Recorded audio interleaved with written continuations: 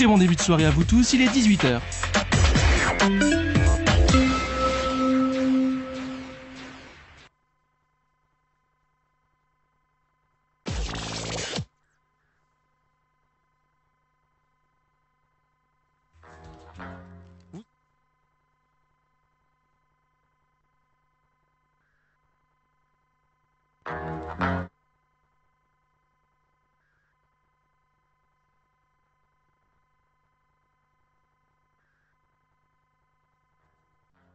Vous êtes dingue de 45 tours, de 30...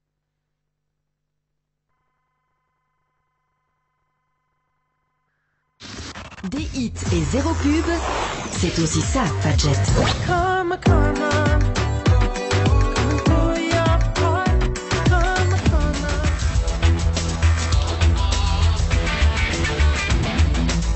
on. Vendredi 16h-17h sur Fadjet, Cap Sport.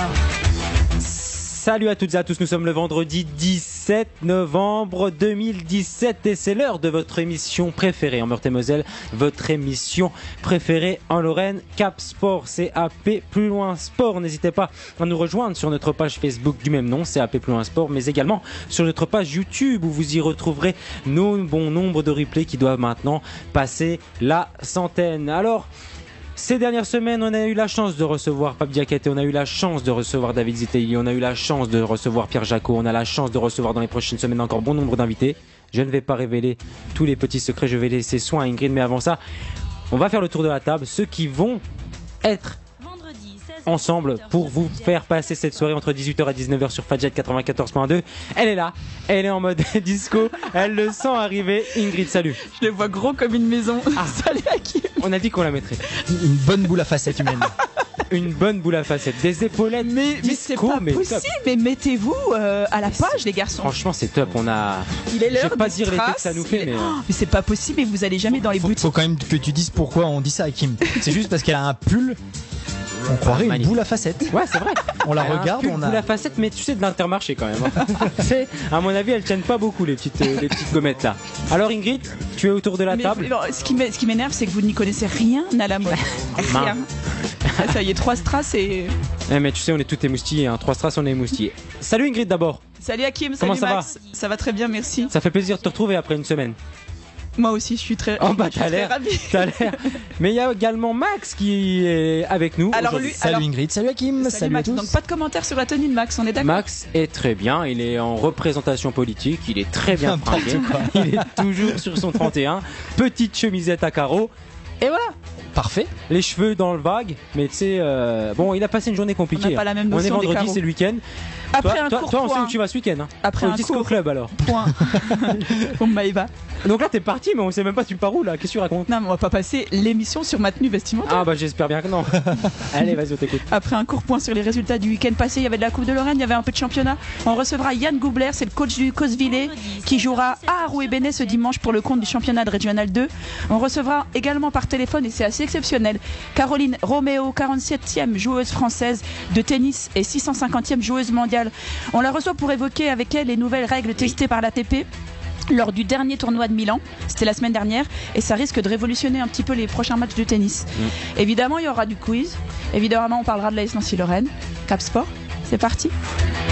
Et comme chaque semaine, Ingrid, on attaque par l'actualité sportive locale et le foot local. Et on attaque en général avec la Nationale 3. Sauf si tu as décidé de me faire un piège aujourd'hui. Non, ça veut dire que tu m'écoutes les autres semaines? Bah, non, je te lance, puis après, je suis sur mon smartphone. Que tu En me- fait, un smartphone, c'est un téléphone. Quand tu mais dis tu peux faire plein que de choses tu me dessus. lances, c'est imagé.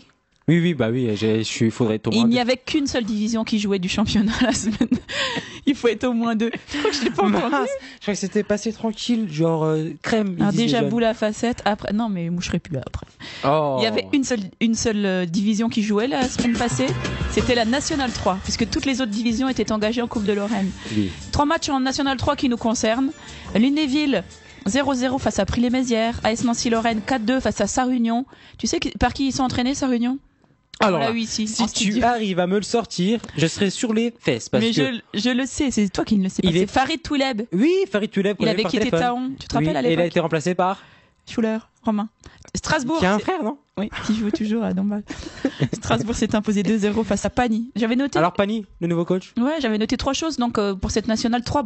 Le 3e match sans victoire malheureusement pour les Lunévillois. Après ce match nul à la maison face à Prix-les-Mézières, ils marquent un temps d'arrêt depuis qu'ils sont venus ici. Et j'allais te le dire, est-ce qu'on leur porterait pas un petit peu la Je choucroute? te jure, hein, à chaque fois qu'on reçoit quelqu'un ici, ils perdent, Hakim. Mais dis pas ça, ils vont plus vouloir venir. Lunéville a perdu, Blénaud, ils sont dans le dur depuis qu'ils sont venus. Jarville, match de Coupe de Lorraine, on va y venir juste là. Ah, Rebéné, c'est compliqué. Ah oui, Béné, c'est compliqué. C'est toi qui portes la posture. Fab Diakhaté, toujours pas de club.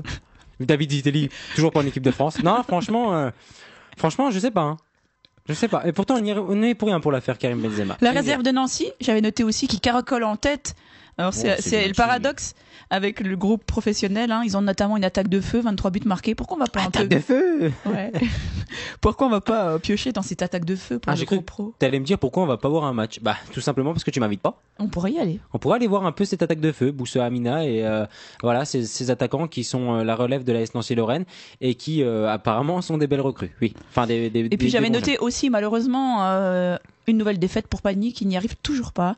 Donc malgré la nomination d'un nouveau coach, ouais.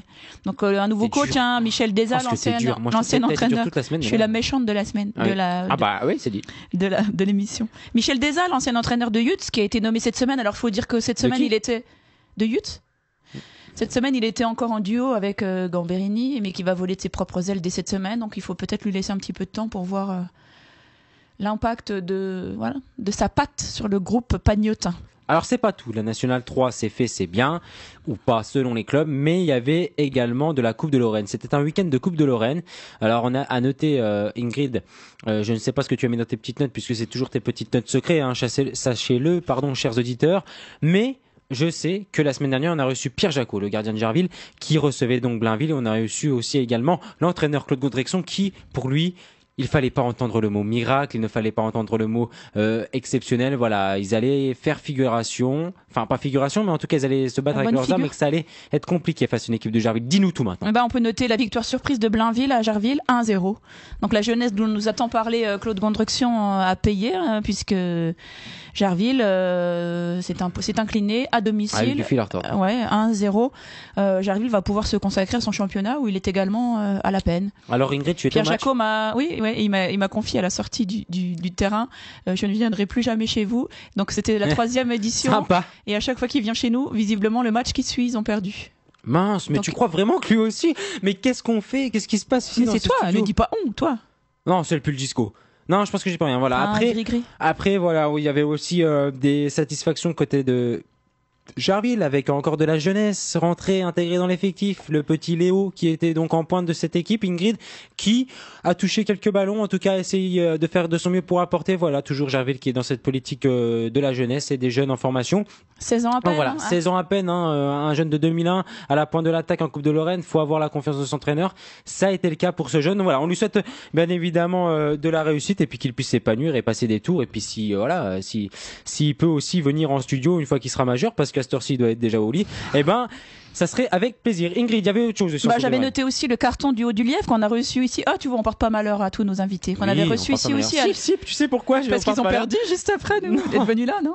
On a parlé beaucoup du Brésilien. Ouais, qui était, justement. Il s'est fait une entorse, il a pu jouer depuis. Mais justement, c'était son retour hier. Justement. Et donc hier, avec le retour de leur fameux Brésilien, ils ont gagné 5-1.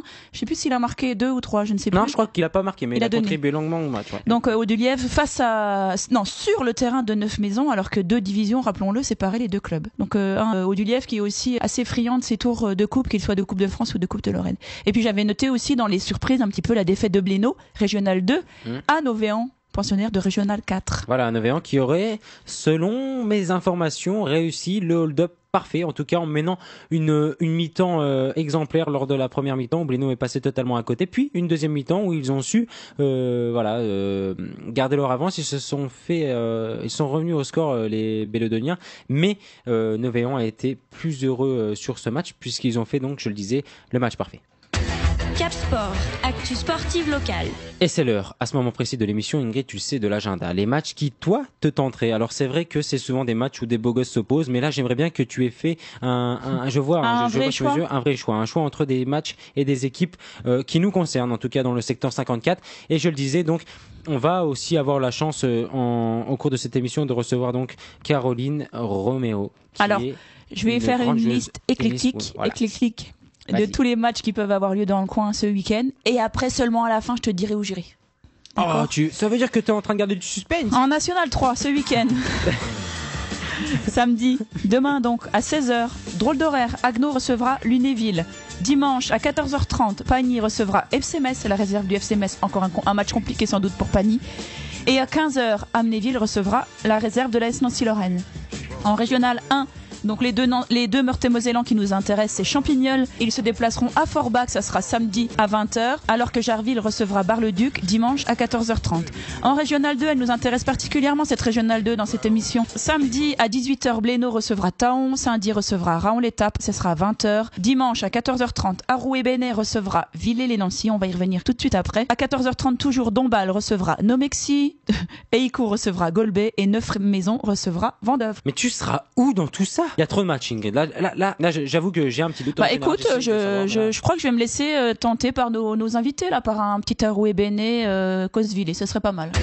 Cap Sport, actu sportive locale. C'est tout frais, c'est tout juste, Ingrid. On vient de l'aborder dans l'agenda de ce début d'émission. On a la chance aujourd'hui de parler d'un club. Un club qu'on n'a pas eu encore ici en studio, qu'on n'a pas eu non plus par téléphone, mais il nous fait le plaisir d'être avec nous par téléphone. C'est Yann Goubler, le coach du Cosvillers-les-Nancy. Salut Yann. Salut, bonsoir. Bonsoir. Alors ne sois pas surpris, autour de la table, Ingrid est avec moi. On va s'échanger les questions, plus ou moins délicates. Je te laisse deviner, les questions qui seront délicates seront pour moi, puisque Ingrid a du mal à se faire mal voir, puisque après elle fait le tour. Attention, quand on parle d'un événement, en général, elle le suit. Oui, Donc, tout à fait. Voilà. Donc elle sera. Et en général, je porte malchance aux invités. Mince. Ah oui, on avait Jardine la semaine dernière, souviens-toi. Oui, c'est vrai. Alors on n'est pas censé lui dire ça. Il est encore en ligne, donc il a pas. Il va essayer de conjurer le sort avec nous. Donc son club est en Régional 2. Les hommes de Ghislain Courmeau, le coach d'Arouet-Bénet, qui est déjà venu ici en studio, auront fort à faire face à une équipe du Cosvillers, qui est donc dans une situation un peu délicate en championnat. Mais avant de parler de championnat, Yann, vous sortez d'un véritable match de coupe face à l'Est-Sud. Est-ce que tu peux nous raconter ce match qui a été visiblement spectaculaire? Ouais, bien effectivement, c'est un match de Coupe de Lorraine, un match de coupe. Voilà, c'était vraiment un match de coupe où il y a eu beaucoup de buts, beaucoup de situations offensives. Alors c'était un match où les équipes on a joué sur un terrain vraiment très très compliqué. Donc après, c'est vrai que ça favoriser un petit peu plus les situations offensives que défensives. Il y a eu pas mal de petites erreurs qui ont permis de voir des situations devant le but. Et puis bon voilà, on a réussi à négocier ce match-là qui n'était pas forcément évident au départ, mais on a assuré le minimum qui était la qualification. Donc voilà, là-dessus. Et puis le bon côté, c'est que tous nos attaquants ont retrouvé le chemin des filets. C'est ce qui nous fait un petit peu défaut depuis le début de saison, malheureusement, parce que tout le travail est fait en amont, et bien sûr dans le football, il n'y a qu'une chose qui compte, c'est de marquer des buts. Alors là, juste avant de poser ta question, Ingrid, je te vois là impatiente de poser une question. Yann, lorsque vous aviez appris ce tirage, quelle a été votre réaction du côté du Cosvillers? Vous recevez, vous êtes chez vous, ce qui est important, en plus une équipe, une division en dessous de vous. C'était quoi votre réaction du côté de Villers? Notre réaction, de toute façon, un match de coupe, l'objectif, c'est de le passer. Donc nous, de recevoir ou d'aller à l'extérieur, ça changeait rien du tout. J'allais dire, peu importe l'équipe, on avait besoin tout simplement de gagner un match pour enrayer un petit peu les deux derniers matchs championnat qui s'étaient malheureusement mal déroulés pour nous. Mais je dirais, l'objectif a été tout simplement de gagner ce match-là pour de nouveau retrouver le chemin de la victoire et puis regagner un peu de confiance aussi. Oui, tu l'as dit, hein, la grosse satisfaction de ce match, c'est surtout les 6 buts marqués, de quoi redonner confiance à tes attaquants. Voilà, exactement. Voilà, le but, c'était vraiment que nos attaquants qui sont en manque de réussite, malheureusement, je dirais, depuis le début de saison, parce que on produit quand même des rencontres du jeu qui est intéressant. Maintenant, la finalité, c'est toujours, comme je disais tout à l'heure, c'est de marquer et de se rendre les matchs plus simples. Alors les attaquants, ils ont toujours le rôle le plus difficile parce que c'est les gens qui nous qui nous font gagner les matchs, entre guillemets, ou les joueurs qui sont dans les situations offensives, quand ils sont efficaces, nous font gagner les matchs. Alors c'est vrai que eux aussi savent très bien que c'est là où on a le petit souci cette saison. Et ils sont motivés pour inverser la tendance. Et on en parle à toutes les séances d'entraînement et on fait en sorte de les aider à retrouver ce chemin défilé, quoi. Alors, revenons au championnat. C'est une équipe habituée à cette division d'honneur régionale, ancienne division d'honneur régionale, Ingrid, puisque maintenant ils évoluent en régional 2. Revenons donc à ce championnat. 10e sur 13, 2 victoires, 1 nul, 5 défaites. On a l'impression qu'en ce début de saison, c'est tout ou rien pour le Cosvillers. On a même l'impression que c'est surtout rien en ce début de saison côté championnat, Yann. Ouais, effectivement, on peut pas se le cacher. On est déçus, on est frustrés aussi du début de championnat. On avait l'ambition de bien commencer le championnat pour entamer une bonne saison.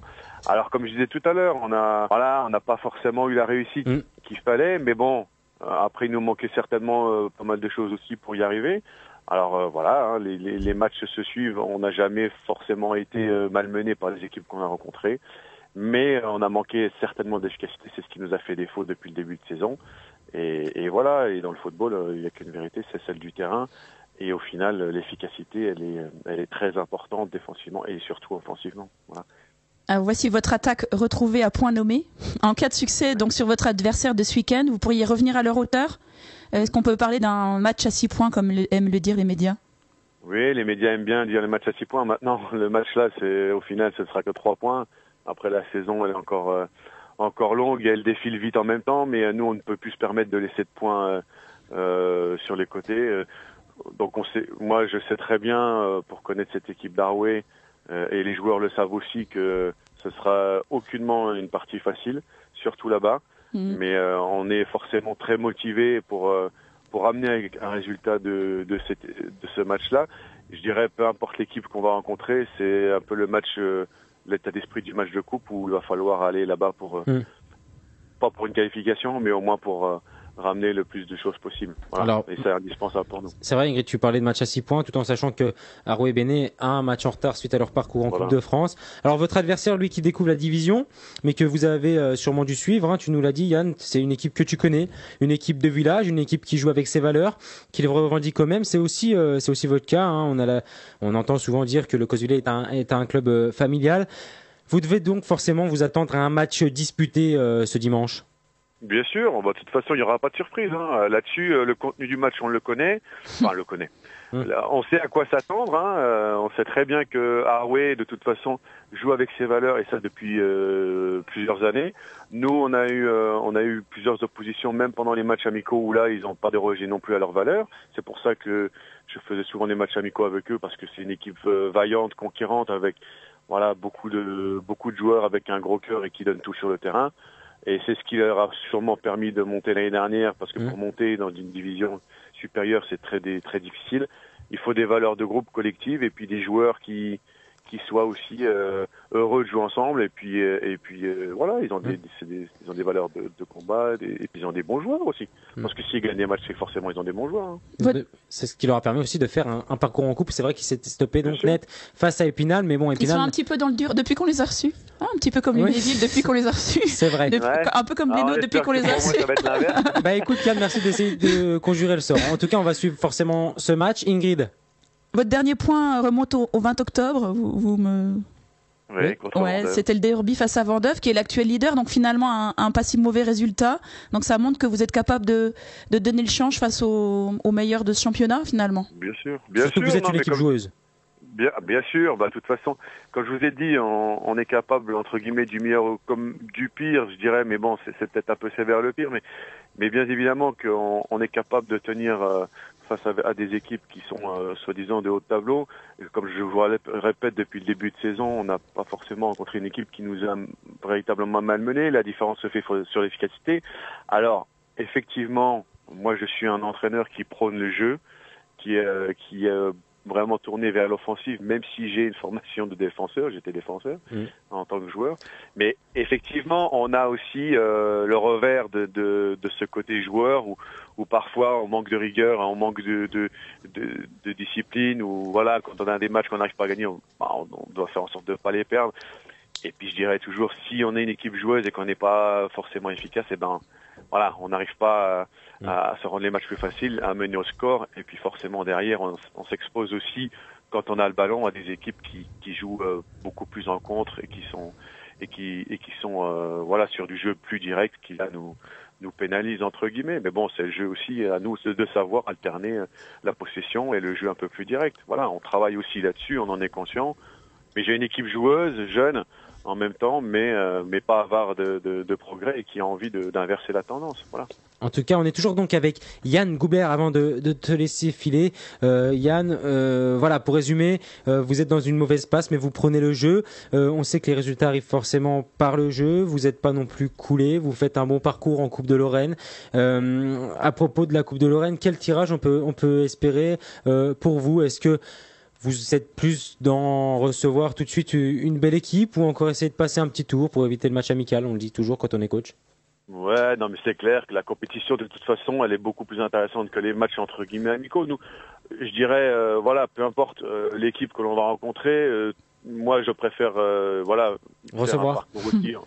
Oui, recevoir ou aller à l'extérieur, ça changera rien parce qu'on abordera le match de la même manière, mais tant qu'on pourra rester en Coupe de Lorraine pour avoir une compétition supplémentaire, on le fera, mais en sachant bien évidemment que la priorité au jour d'aujourd'hui, c'est d'inverser la tendance en championnat et de retrouver voilà, une place au niveau du classement qui, je pense, nous correspondrait quand même beaucoup mieux et puis essayer de faire un bon championnat cette saison. Voilà. Qu'est-ce qui, selon toi, Yann, manque au Cosvillers? Je le disais là au début de cette interview, c'est une équipe qu'on a l'habitude de voir évoluer finalement à ce niveau. Alors c'est très difficile de monter, mais c'est aussi très difficile de se maintenir sur 1, 2, 3, 5, 6, 7, 8 ans. Il me semble que ça doit faire au moins 8 ou 9 ans que vous êtes au même échelon.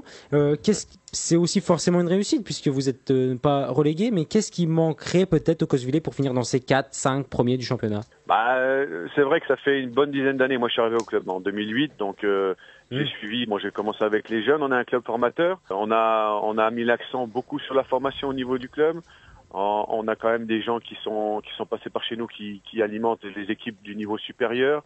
On a aussi la chance d'avoir cette saison, d'avoir des équipes de jeunes qui sont au niveau régional. Notamment les U17 qui sont en nationaux. Ouais. C'est vrai que c'est une bonne génération qui arrive du côté de Villers. Voilà, voir au niveau national. Après, effectivement, le club de Villers mise sur la formation pour alimenter les équipes seniors, voire surtout l'équipe Fagnon.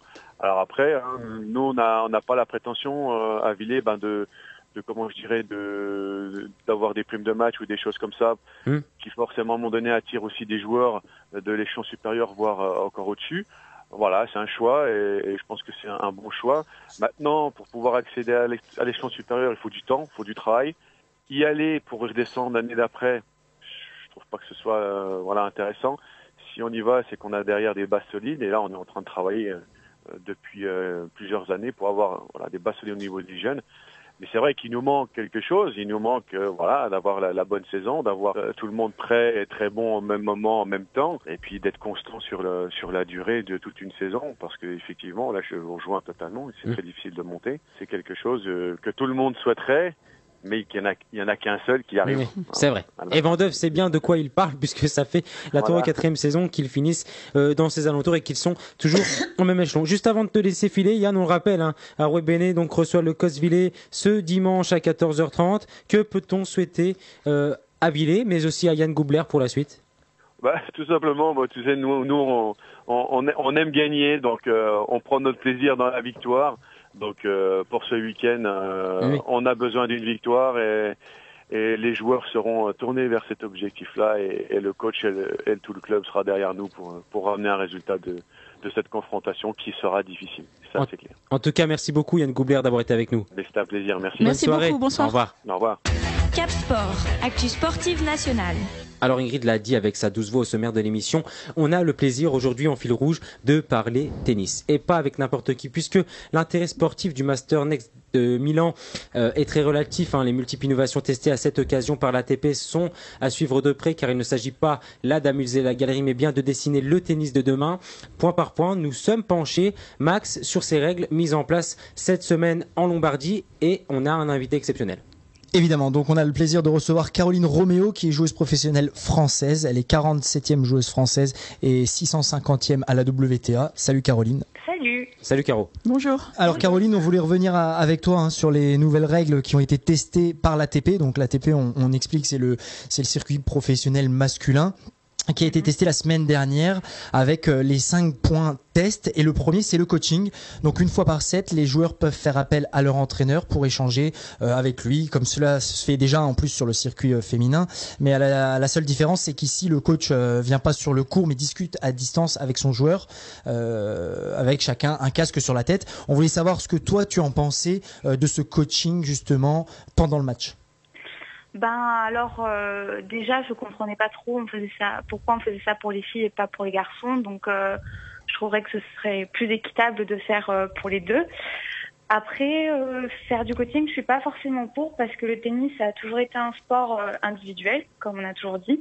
Donc, en plus, on sait très bien qu'il y a du coaching malgré tout, même si les coachs n'interviennent pas au changement de côté ou à la fin du set. On sait très bien qu'en dehors du terrain, il y a du coaching à tout niveau. Mais c'est vrai que moi, je serais pour si le coaching est pour tout le monde, en fait. Si on le fait pour les garçons, pour les filles, à l'ATP, à la WTA, en ITF, en Challenger. Enfin, que ce soit égal pour tout le monde. Et sur le format coaching, c'est plus sympa, on imagine, d'avoir le contact humain plutôt que d'avoir un casque comme on a pu le voir la semaine dernière à Milan. Ah oui, complètement, je suis d'accord. Enfin, c'est beaucoup mieux ce qui est mis en place pour les filles, avec l'entraîneur qui rentre sur le terrain, pour vraiment peut-être rassurer encore plus ce joueur.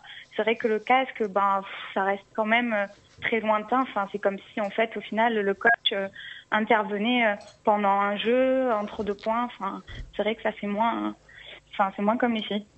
Deuxième règle, c'est le Hawkeye en live. Donc on rappelle ce que c'est.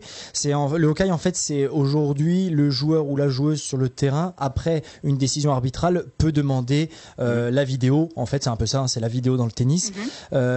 Là, ils ont testé la semaine dernière qu'il n'y ait plus aucun juge de ligne autour du terrain. Et donc, en fait, les balles sont annoncées out par un système équivalent à celui du hockey actuellement, mais qui marche en direct. Donc, ça veut dire dès l'impact de la balle, si la balle est bonne, il n'y a pas de bruit. Et si la balle est faute, alors il y a un bruit sonore qui retentit. Cette fois, ça veut dire qu'on déshumanise un petit peu le tennis, puisqu'il n'y aurait plus de juge de ligne. Qu'est-ce que toi, tu en penses ? Ouais, je suis d'accord. C'est un peu ce qui fait le charme aussi d'avoir des juges de ligne qui se trompent. Malheureusement, ça fait partie du jeu. Puis bon, la machine, je pense pas qu'elle soit fiable à 100% non plus. Donc, moi, je trouvais ça plus sympa quand même d'avoir des juges de ligne. Ça faisait quand même très professionnel, je trouvais. Enfin, c'est toujours le cas d'ailleurs. Et le Hawkeye, l'avoir 3 fois aussi, c'était un peu... des fois, c'était assez marrant. Il y avait des situations où les joueurs s'en servaient des 3 dans le set et du coup, après, ils pouvaient plus s'en servir. Bon, c'est vrai que c'était un peu injuste, mais en même temps, je trouve qu'il y avait plus de charme comme ça. Moi, je suis pas spécialement pour enlever les juges de ligne. Caroline, tu es moins technologie finalement. Oui, exactement. Ça me rappelle un petit peu le débat. Platini s'est érigé pendant très longtemps contre la vidéo dans le football. Il s'est érigé contre ça, notamment pour ne pas qu'il y ait un foot à 2 vitesses. D'un côté le foot amateur, d'un autre côté le foot professionnel. On retrouve un petit peu ce débat-là. Ça veut dire qu'il y aurait un tennis à 2 vitesses du côté amateur et du côté professionnel. T'en penses quoi ? Oui, sachant que déjà, nous, côté amateur, on n'a pas de juge de ligne jusqu'à un certain niveau. Donc, c'est déjà très compliqué, en n'ayant qu'un juge de chaise, de gérer les situations. Mais c'est vrai que ça fausserait complètement la chose, quoi. Complètement. Oui. Troisième point, c'est les 25 secondes pour servir. Alors actuellement, il y a. Ah, ça je suis pour. Ça t'es pour. Ah, moi je suis pour. C'est trop long. Je suis pour. Non, en fait, il y a actuellement, il y a pas de temps. Caroline, tu nous dis si on a tort, mais on n'a pas vraiment de temps pour servir. Donc le joueur peut prendre le temps qu'il veut. On sait que lorsqu'il y a un grand échange, vous prenez vous. Et les garçons prenaient leur temps pour resservir l'échange suivant. On sait qu'il y a eu débat, on en a déjà parlé la saison dernière, Hakim, dans cette émission avec Novak Djokovic qui prend énormément de temps pour servir. Et est-ce que toi, Caroline, tu es plutôt pour ces 25 secondes pour servir ? Déjà, normalement, la règle, c'est ça, c'est 25 secondes, même sans la technologie. Nous, on nous le rappelle beaucoup de fois en ITF, sachant qu'on n'a pas les ramasseurs, donc c'est pratiquement impossible de respecter ça. Après, c'est vrai qu'au niveau des plus professionnels, Moi je suis pour les 25 secondes parce qu'au final, des fois un Nadal, un Djokovic, ils prennent énormément de temps, ça casse le rythme du joueur, notamment quand l'adversaire est au service. C'est lui normalement qui doit imposer son rythme. Donc par contre pour les 25 secondes, je suis assez pour, mais c'est vrai qu'encore une fois, ça veut dire que s'il y a un échange un peu long où les joueurs font 15-20 frappes. 25 secondes, ça fait quand même assez court, quoi. C'est vrai. Je pense que ça devrait être un peu établi en fonction de l'échange. S'il y a juste un service, un retour, 25 secondes même, ça paraît énorme, quoi. Comme Federer, quand il fait des aces, il enchaîne très vite. Après, c'est vrai que quand les échanges durent assez longtemps, peut-être laisser un peu plus, 30-35 secondes. Mais je pense qu'il faudrait s'adapter, en fait, en fonction de l'échange qui vient de se produire. Donc de base, essayer d'améliorer ce temps, mais finalement s'adapter au match, à l'intensité des matchs. Il y a un autre point aussi qu'on voulait aborder avec toi, Caroline. Oui. C'est les sets. Les sets ne sont plus joués au meilleur des 6, mais des 4 jeux, avec des tie-breaks à 3-3 et non plus à 6-6. Alors les rencontres en 2-7 passent donc en 3-7 gagnants, ce qui fait que le nombre de jeux à gagner reste à peu près le même. Par contre, c'est pareil, c'est pour accélérer la vitesse des matchs. C'est un peu compliqué, non, Caroline? Moi j'avoue que j'étais très surprise quand ils en ont parlé déjà il y a quelques mois qu'ils voulaient passer à cette règle, parce qu'au final on a été habitués depuis toujours, à part quand on est en poussin, qu'on joue en 4-5 jeux, mais c'est vrai que depuis nos 11-12 ans on est habitués à jouer en 6 jeux, en 2-7, c'est vrai que ça fait très bizarre de voir ça comme ça. Bon, pour le double déjà, quand ils étaient passés au Super tie-break, ça avait fait un peu bizarre pour tout le monde, mais je trouve que c'est beaucoup mieux, parce que quand des joueurs se tapent 5-7 en simple, en grand chelem, et que derrière ils peuvent jouer un match de double, c'est vrai que de faire 5-7, maintenant les grands chelems c'est toujours 5-7 d'ailleurs, mais quand pour le Master par exemple, s'ils doivent jouer 2 matchs entiers, ça fait énorme, c'est sûr. Mais après de là passer à 4 jeux, c'est assez, ça change beaucoup, quoi. Je dirais pas que je suis contre, mais ça fait bizarre en fait. Ça change carrément le système tennis, Max. Ça veut dire que plutôt, on va dire diesel, qui met du temps à démarrer, il a carrément presque perdu le set, quoi, en fait. Alors qu'avant, il avait le temps de revenir. Ça fait un sacré changement. C'est vraiment l'intérêt des joueurs qui est visé là, ou est-ce que c'est l'intérêt des droits télé, ou qu'est-ce qui est visé par là? Je pense pas que ce soit l'intérêt des joueurs, non. Franchement, un maximum de matchs diffusés en minimum quand de on temps. fait 5-7 à 4-3, 3-4, 4-3, 3-4, 4-3, c'est presque aussi long que de faire 3-7, quoi. Donc, puis à chaque fin de set, c'est toujours des moments plus tendus. Donc, ça veut dire que on joue 5-7 avec plus de pression sur la fin. Donc, je suis pas sûre que ce soit dans l'intérêt des joueurs, non. Autre règle, Max, à aborder dans ce nouveau système, peut-être, pour le tennis futur? C'est le no-let, c'est la fin du let au service, donc sur première comme sur deuxième balle, comme c'est déjà le cas à l'échange. Si la balle touche ou même effleure la bande du filet sur un service, le point se joue normalement. Là, c'est un grand changement. Ah oui. Caroline. Aux États-Unis, ils jouent déjà comme ça en fac américaine, j'avais entendu. Ce serait déjà que c'est assez compliqué quand on prend un let juste derrière le filet pendant l'échange. Si en plus au service ça compte, ça va frustrer beaucoup de joueurs, je pense. Donc plutôt défavorable. Ouais, je pense. Avant-dernier point, pardon. Là, cette fois, c'est le no-ad. Ça veut dire qu'à 40A, le 7e point du jeu est une mort subite, c'est un point décisif. Donc celui qui gagne ce point gagne le jeu, alors qu'on avait l'habitude de faire avantage, égalité, avantage, égalité. Là aussi, ça laisse, on va dire, un peu plus de chance au suspense. Ouais, c'est ça. C'est vrai que je pense que pour le public, ça doit être beaucoup plus excitant de voir jouer comme ça, comme en double, c'est déjà le cas. Mais je trouve encore une fois que ça va frustrer beaucoup de joueurs, parce que déjà en double, ça arrive énormément que des joueurs perdent 6-2, 6-2 en ayant joué 10 no-at. Donc ça aurait pu être un match totalement différent avec les avantages et les égalités. Donc c'est vrai qu'en simple, ce serait délicat, je trouve, de poser cette règle. Après, c'est vrai que c'est plus excitant, mais moi je suis pas forcément pour. Je suis très très vieux jeu, j'aime bien les anciennes règles, mais c'est vrai que ça fait bizarre de tout changer comme ça. Moi, je suis totalement d'accord avec toi, Caroline. Pour moi, le tennis doit rester le tennis actuel. Alors, Max, on a eu un micro-débat tout à l'heure en antenne qui lui me disait, après, les joueurs de tennis sont 49, 50 semaines sur le circuit dans l'année, ce qui fait que peut-être ça évite la fatigue, peut-être ça fait en sorte aussi de les voir sur tous les endroits de la planète, parce que au final, les grands sportifs choisissent leurs endroits quand ils ont la possibilité, bien sûr, choisissent leurs endroits car ils ne peuvent honorer tous les circuits. Ingrid, avant que tu poses ta question qui doit sûrement être très pertinente, moi j'aimerais lancer un des sujets, c'est le public en mouvement. Alors moi personnellement je suis contre. Alors les spectateurs ont le droit de bouger en permanence, y compris pendant les échanges. Alors cela ne concerne toutefois que le public situé dans les tribunes latérales, bien sûr pas en vue des joueurs et joueuses qui sont donc en fond de cours et qui eux devront donc rester immobiles. Quel est ton avis toi par rapport à ça, Caroline? L'impression d'être dans une foire, dis-le. Ouais, un petit peu. Ça va laisser vraiment les gens vouloir bouger n'importe quand, n'importe comment. Alors c'est vrai que je dis pas qu'il faut rester immobile, à plus respirer quand les joueurs jouent, mais c'est vrai que si ça bouge dans tous les sens, ça va beaucoup perturber. Surtout que c'est des joueurs habitués à ce que ce soit très calme pendant leur match, tout ça. Donc je pense que même les joueurs seront pas forcément ravis de ça. Hein. On perd un petit peu la noblesse. S'il vous plaît, les joueurs sont prêts.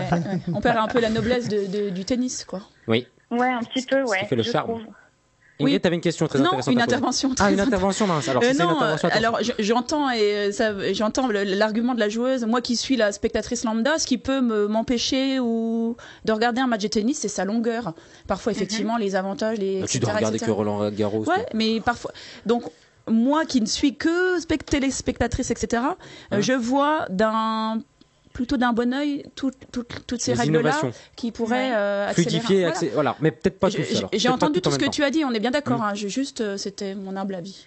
D'accord. Ouais, donc du coup, c'est la question que vous me posiez, si c'était plutôt en faveur des joueurs ou oui, bien sûr. Et c'est vrai que moi étant joueuse, c'est aussi, vous me disiez que Maxime disait que probablement les joueurs pourraient jouer plus de tournois sur plus de continents. Ça, je suis pas vraiment sûre que ça changerait quelque chose parce que les top joueurs, ils vont pas faire plus de tournois, ça leur suffit. Ils jouent tellement bien sur le peu de tournois qu'ils font qu'ils vont pas s'embêter à aller faire d'autres tournois. Je pense que surtout la fatigue en fin de saison, elle se fait à cause des changements d'horaire, des changements de climat tout au long de l'année, pas forcément de la durée de match, parce que quand on voit des Federer, des Nadal, jusqu'en demi-quart, en général, ils n'ont pas des matchs très très compliqués. Ouais, mais on se posait la question, tu sais, par rapport à la Coupe Davis, à la Fed Cup, qui aujourd'hui, on n'a plus de tête d'affiche quasiment, qui participe à ces compétitions. Donc c'est peut-être aussi là un moyen d'écourter leur match, d'écourter leur temps sur le terrain et d'être un peu moins fatigué pour pouvoir revenir en Coupe Davis. Malheureusement, je sais pas si ça les ferait revenir. Hein. C'est triste à dire. Moi, je comprends pas trop qu'on veuille pas jouer pour son pays chaque année. Mais je pense qu'en fait, les top joueurs, une fois qu'ils ont gagné une fois, ils veulent juste avoir le titre dans leur palmarès et ça les intéresse plus, quoi. Enfin, que ce soit en 4 jeux ou en 6 jeux, je suis pas sûre que ça fera une grande différence pour les faire revenir. Caroline, avant de te laisser filer, on le rappelle, tu es jeune, tu as, il me semble, 24 ans. 23, c'est ça. 23, tu vois, j'ai bien analysé. Où est-ce qu'on va pouvoir te voir sur les prochaines semaines? Où est-ce qu'on peut suivre Caroline Roméo ces prochaines semaines? Alors, en fin de mois, je vais partir probablement en Égypte pour 3 semaines, faire des 15 000, des tournois ETF sur terre battue. Et donc, suite à ça, je vais prendre un petit peu de repos parce que la saison a été longue. Oui. J'ai commencé en janvier, donc ça fera pratiquement 12 mois jouer plein. Voilà. Et ensuite, je vais me réentraîner janvier-février, faire une période foncière et je ne sais pas encore où je partirai suite à ça car la liste des tournois n'est pas encore sortie pour nous. Mais ouais, du coup, là, c'est les 3 derniers tournois et ensuite un petit peu de vacances. Donc, c'est totalement ce que tu nous dis, ces joueurs de tennis qui sont sur le circuit, Max, finalement, la totalité de l'année, ces 2 petites semaines qui seront les bienvenues entre Noël et Nouvel An. Et dernière petite question, quels sont tes objectifs alors pour 2018 puisque cette saison se termine pour toi?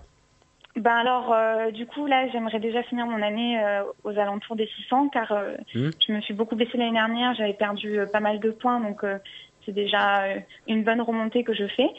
Et l'année prochaine, j'aimerais bien être dans le top 350, top 300. Donc voilà, essayer de jouer un peu plus, car cette année avec les blessures c'était un peu compliqué. Mais ouais, ce serait mon objectif. Caroline Roméo, merci beaucoup d'avoir été avec nous. Bah merci à vous. Et à très bientôt. Salut à bientôt, Caroline. bonne soirée. Au revoir. Cap Sport, actu sportive nationale. À ce moment précis de l'émission, après avoir beaucoup dialogué avec nos invités, c'est toujours le petit moment détente. Alors, on prend toute l'actualité sportive nationale, on la met dans un quiz et on quiz. Et cette semaine, qui s'est mis à la tâche pour une fois de travailler, de préparer un quiz, c'est Ingrid autour de la table. Allez, anime-nous. Salut Ingrid. J'étais déjà là. Ah bah, je t'ai oublié. Allez, dis-moi tout. Allez, vous la facette. Allez, on est parti. Vous êtes prêts les garçons? Bah attends, mais explique un peu le principe. Sur quoi on part? Combien de questions? Est-ce que tu t'es basé sur du football? Est-ce que c'est... si t'as pas envie de bosser, dis-le hein. 7 questions. Vous êtes 2, donc ça veut dire qu'à la fin, pas d'égalité possible. Ok, il y aura vainqueur.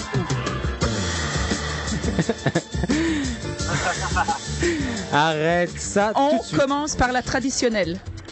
Ah, une question chiffre alors. Si c'est une traditionnelle, c'est une question chiffre. Fête aujourd'hui, 17 novembre, son anniversaire. Est-ce que c'est un joueur italien?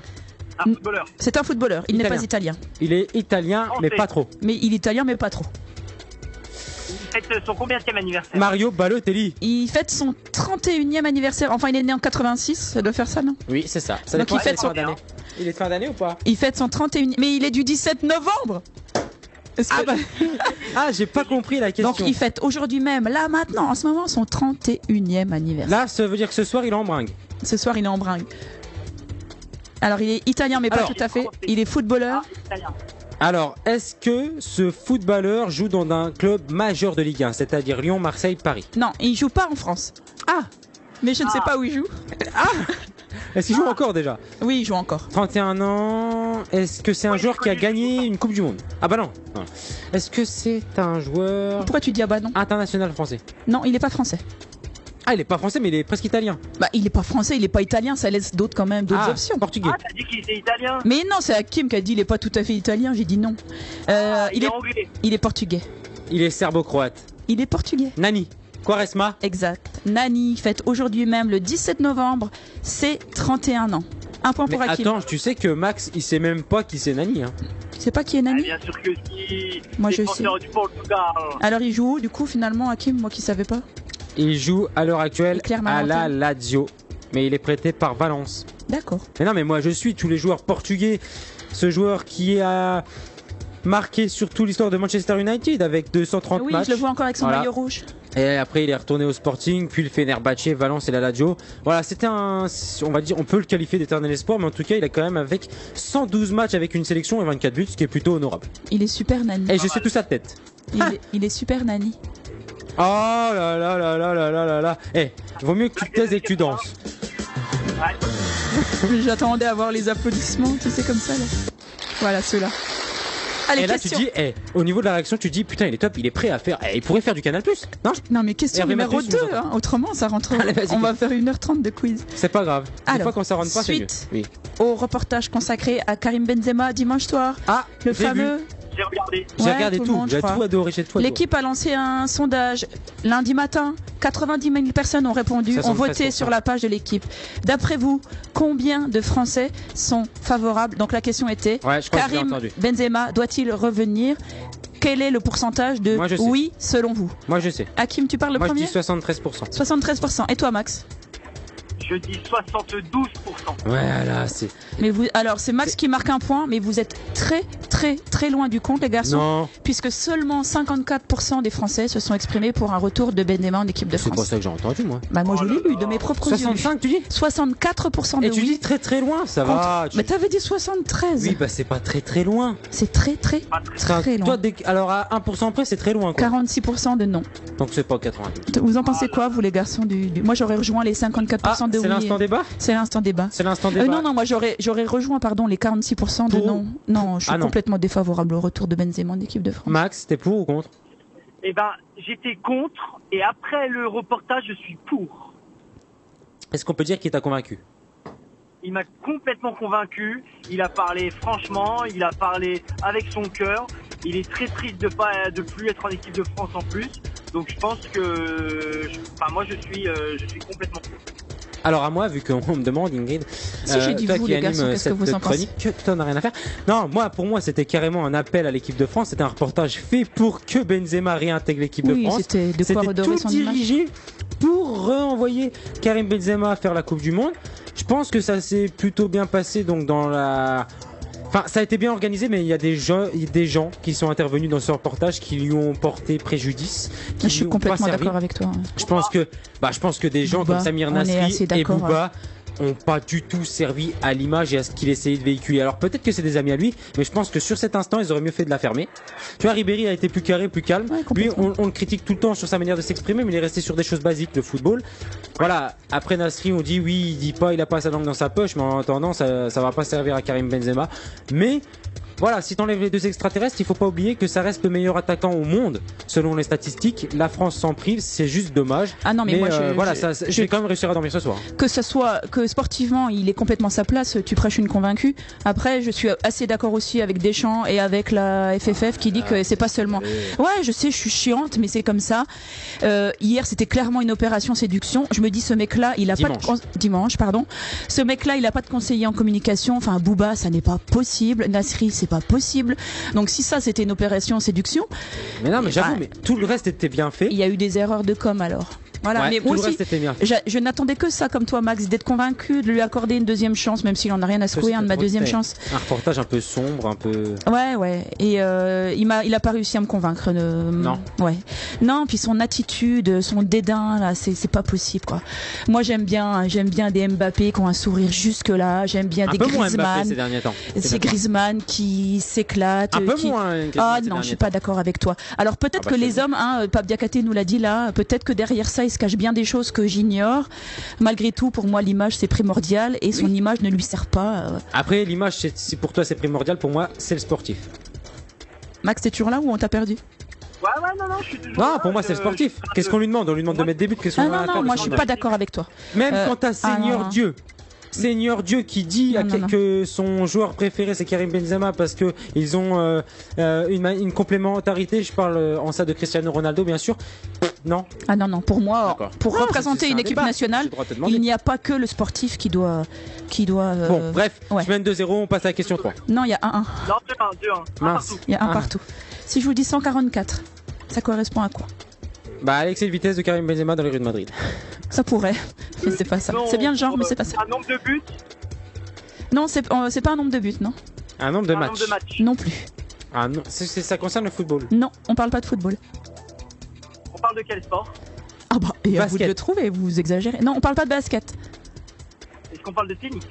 Non plus, on parle d'un sport individuel, mais pas de tennis. Aviron. Non. Ping-pong. Non plus. C'est un sport qu'on voit aux Jeux Olympiques. Oui. C'est un sport olympique. La natation. 144, c'est le nombre de combats gagnés par Teddy Riner. Ah, bien joué, Max. C'est le nombre de victoires d'affilée, sans aucune défaite, gagnées par Teddy Riner, qui vient de fêter, on le sait, son 10e titre de champion du Son monde. 28e anniversaire. 2-1 pour Max. Pourquoi Adidas a-t-il soulevé un véritable tollé la semaine dernière? Alors là, je vous ai Alors là, scié. quand tu parles de ça, est-ce que tu... la géopolitique. C'est un rapport avec le Real Madrid. C'est un rapport Une avec forme un de grand club politique, on football. pourrait. De géopolitique, non. Et encore. Lionel Messi. Non. Est-ce que c'est un rapport avec une sélection? Une sélection, oui, nationale. C'est un rapport avec un sportif. Non. L'Argentine. Non. Un Presque. rapport avec une équipe. Le Brésil. Non. En fait, c'est un souci équipementier. Ouais. Entre une sélection nationale Ils ont et son joueur soulevé vedette un Neymar. tollé, donc un Neymar. scandale, quoi. Non. Messi. Est-ce que c'est par rapport à la Coupe du Monde? Tevez. Non. On est en Amérique du Sud. Non, on n'est pas en Amérique du Sud. Et tout de suite. Enfin, on s'imagine. Ferme Ah, les yeux. alors attends, je ferme les yeux. On est en Amérique du Sud. Mais si je ferme les yeux. Ah. Mince, j'ai un peu trop fermé les yeux. Alors attends, je suis en train d'imaginer On est en l'Amérique du Argentine. Non. Le Chili. Non. Le Pérou. Non. Le Uruguay. L'Uruguay. Non. Bolivie. Le Paraguay. Non, Mexique. on a fait tout le tour. Attends, parce que connaissant la géographie, Oui, Ingrid, peut-être que je vais c'est possible m'apercevoir ça que ce soit n'est pas. Je vais peut-être m'apercevoir que ce n'est pas en Amérique du Canada. Sud. Non. Attends, on parle de qualification pour le mondial. Non. On parle d'un grand joueur qui est concerné. Non. C'est un souci équipementier, c'est un souci en Amérique du Sud, c'est un souci avec le Venezuela, la Non. Bolivie, l'Argentine, le Brésil. C'est un souci avec la Colombie. James Rodriguez. Non. Alors on parle pas de foot féminin, masculin, on parle de foot féminin. Adidas Eh ben- ne veut pas sponsoriser l'équipe colombienne. Non, c'est pas ça. Alors ils ont présenté, alors je vais vous dire. Adidas, je vais vous aider, pardon.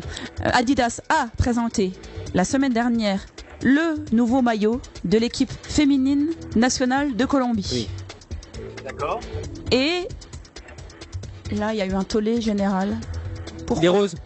Pourquoi? Il est rose. Non. C'est un site dessus féministe. Non. Anti-féministe. Alors, le tollé, c'est qu'ils n'ont pas choisi une des joueuses de l'équipe pour leur campagne de pub. Ah bon, bah ils ont choisi qui? Alors, qui ont-ils choisi justement? James Rodriguez. Non. Ah bah Radamel Falcao. Je crois que je vais faire match nul. Hein. Radamel Falcao. Non. Mais non, on parle d'un maillot féminin. Alors pour tout vous dire, il est très décolleté, les manches sont très courtes, Ah, je la sais. taille est One très have, cintrée. One have. Non, on parle. Je connais pas son nom. On parle plutôt de. Un mannequin. Shakira.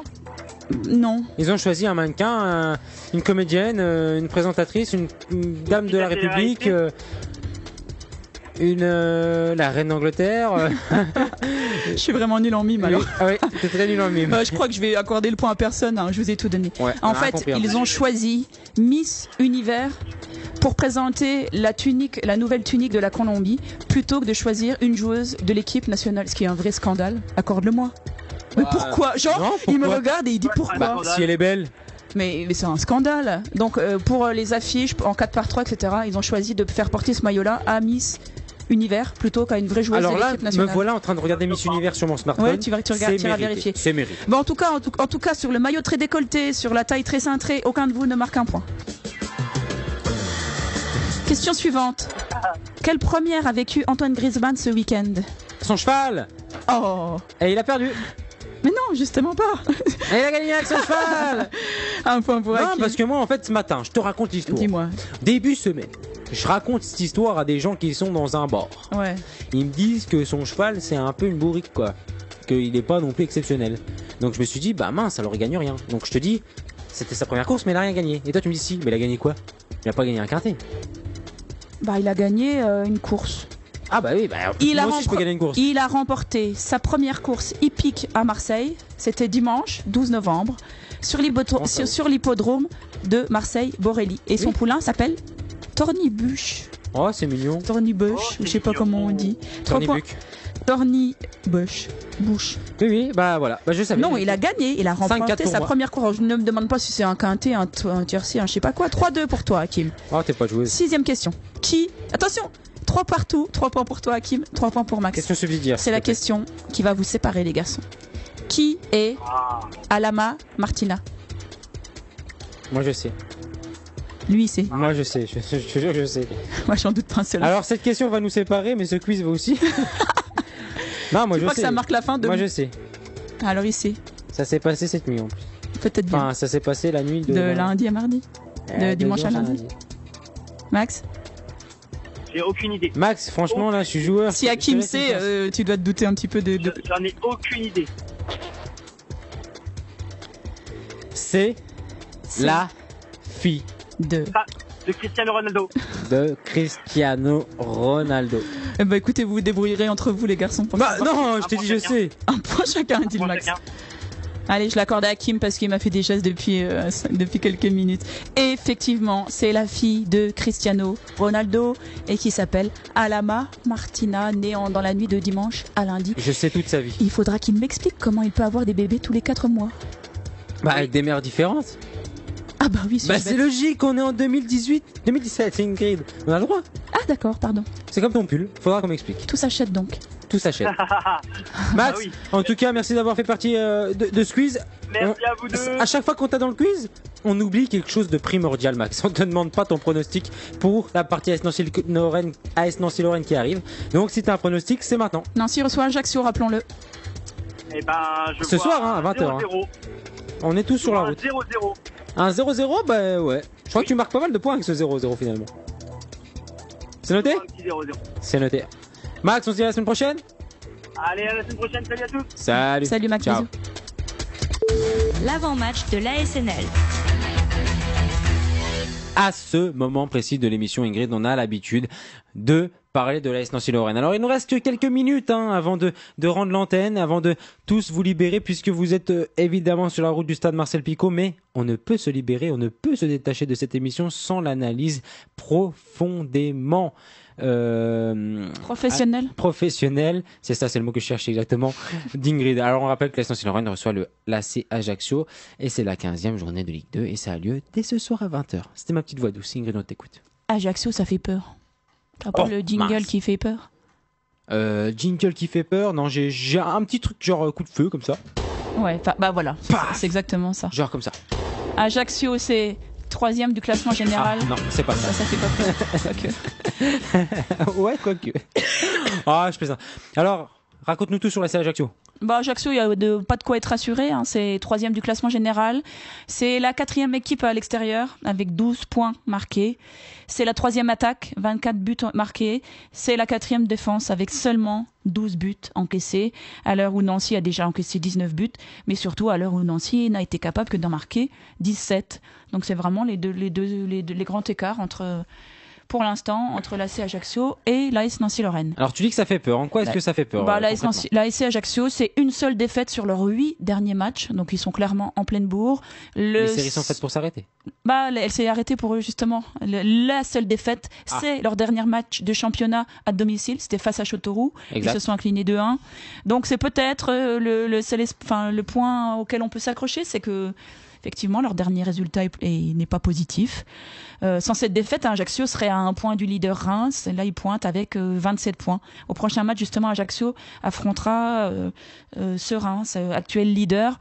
Donc, gageons qu'ils n'ont pas envie de lâcher de terrain en affrontant l'AS Nancy-Lorraine. Alors, tu l'as dit, l'AC Ajaccio est finalement au pied du podium, voire même sur le podium, puisque à l'heure actuelle, ils disputeront les barrages d'accession à la Ligue 1. C'est un club que connaît bien aussi un petit Benoît Pedretti, qui est revenu donc en coupe face à Forbach, on l'a évoqué la semaine dernière donc, et qui a apparemment fait un match plutôt correct, qui a été dans les petits papiers donc de Vincent Ognon. Est-ce que c'est sur ce genre de joueur qu'on va devoir s'appuyer, Ingrid?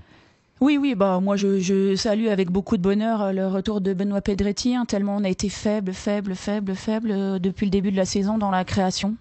Donc ça passera inévitablement, oui, par un retour de Pedretti en milieu de terrain. J'espère que ça suffira. Tu veux savoir ce qui me fait peur? Moi, c'est surtout quand on concerne l'AS Nancy-Lorraine, avec aucune victoire lors des 5 derniers matchs, avec 6 buts concédés lors des 6 derniers matchs, au moins. Voilà, en tout cas, on est sûr de voir des buts à Picot ce soir.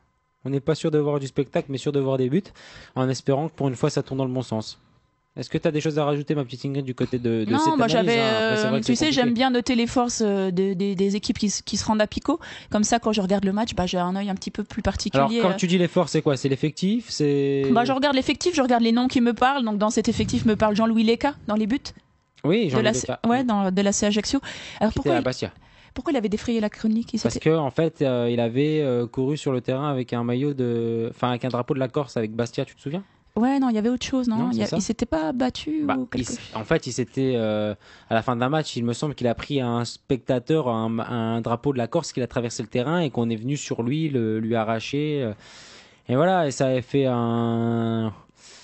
Ouais, franchement, ça avait fait quelque chose de gros au niveau de la fédération. Donc j'ai noté aussi 3 grosses forces offensives du côté d'Ajaccio. Johan Wissa, je t'avoue. Non, ça veut dire qu'ils marquent beaucoup de buts. Je t'avoue que je découvrais leur nom. Johan Wissa, c'est quand même 7 buts. Ghislain Gimbert, celui-là, je connaissais, 5 buts et 3 passes décisives. Et Riyad Nouri, 4 buts et 2 passes décisives.